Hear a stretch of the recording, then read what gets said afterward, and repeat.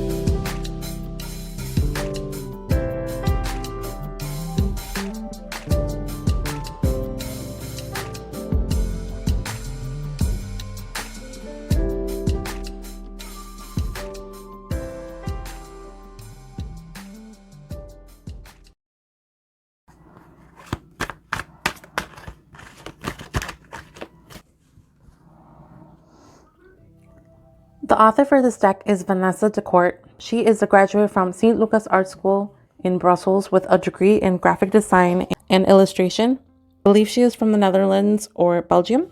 This is the only deck. Also, I think this is the only deck that she has as of yet. Decourt does have a published book. She also creates her own postcards and sells other merch on her website. I'll link all that down below. The Sun and Moon is published through US Game Systems. So this deck is relatively smaller than the original, which as I mentioned before is the tin version. The only difference between the tin version and the box is the packaging. The cards are black borders, whereas the standard is white borders. I have this card. This is from the Tattoo Tarot. So as you can see, the standard version would be this size. If you notice, depending on the deck, the Strength card and the Justice seem to move in order depending on the author's preference. Since I am always shuffling and reviewing and I have to put the cards back in order before I make a video, I usually notice these type of little things. If that's a preference to you, or if that's like a little knick-knack that you don't like, that's something to think about. I'd actually like to know if that's something that you guys look out for. The standard version does have some major arcana references slightly different from the traditional meaning, but in the tin version, the Aeon means judgment and universe meaning the world. Vanessa has mentioned that this deck is Crowley inspired. So if you are in particular with the Thoth Crowley and tarot deck in general, this is a little bit more something inspired by. Apart from the Roman numerals in the major arcana, there are Hebrew letters that are within the art. If you enjoyed the Crowley tarot, or if you feel like it is too much, this is another deck, but in between, not so much going on within the cards. Personally, some decks can be intimidating because it feels like there's too much going on, but if it's too simple, it can be the same. But regardless, it is a nice pocket-sized deck. The tin box is a great bonus. I believe the standard edition does come in those cheaper thin boxes, but this one is the tin box.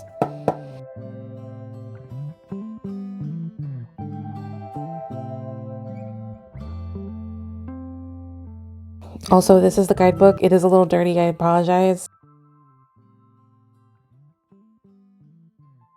We all know that tarot cards are connected with astrology, numerology in some type of form. It's all a connection. So there are some things in this booklet that you might not see in the other guidebooks. It is a different type of traditional tarot, obviously. Like I said, it is kind of like the Crowley based inspired with a twist. So let me know if you guys have this deck. Does it interest you? Maybe you don't like it. let me know what you guys feel about this one. I have used this for a while. It's actually starting to get a little bit worn. It's pretty accurate when I do my readings and whatnot. There are some things that I have to go into depth more, but overall I mostly use my intuition anyways. But yeah, I think that is it for this video. So don't forget to like and subscribe and let me know what you think about this deck. Until next time, thank you guys. Bye.